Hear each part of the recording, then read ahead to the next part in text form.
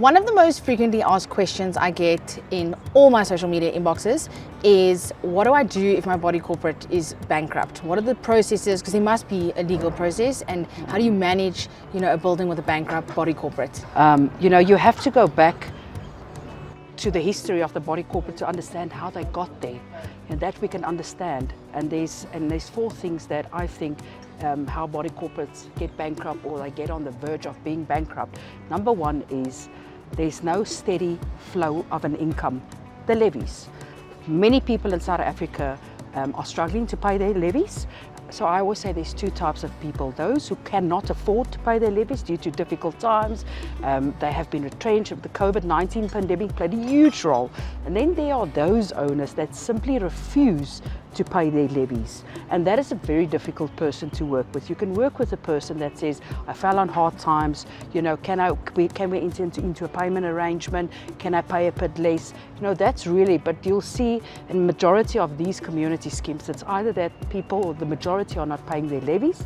Number 2 is the budget is incorrect. We have top of state-of-the-art security. We have 4 night guards. We have 2 in the day. Do you need all that security at the end of the day? Because that adds to your cost at the end of the day. Is there a tennis court that you need to maintain? Are you building a paddle or squash court? Is there any luxuries that can be cut? So we always have to look at the budget. And then the maintenance. Now, your maintenance in a body corporate is also very problematic due to the fact that there's no flow of income, or there's simply no 10-year maintenance plan. So there's a paint, the entire complex, say 300 units, needs to be painted. I mean, that costs millions. Then they do not have the money for that. There's no money in the reserve fund.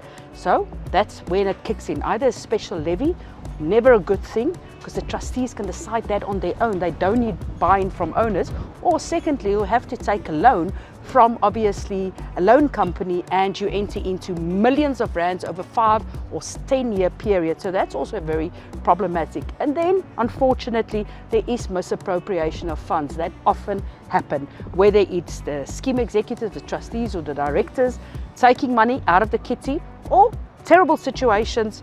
I've worked at both the CSOS and the PPRA where the managing agent steals the money out of the coffers from The trust account.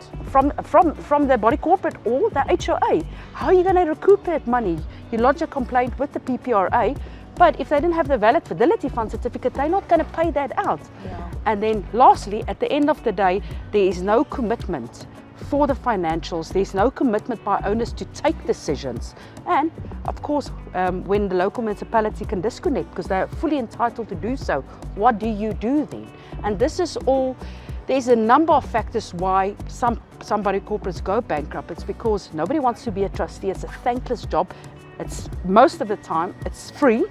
Nobody pays you for that job, and you have an additional job on top of that.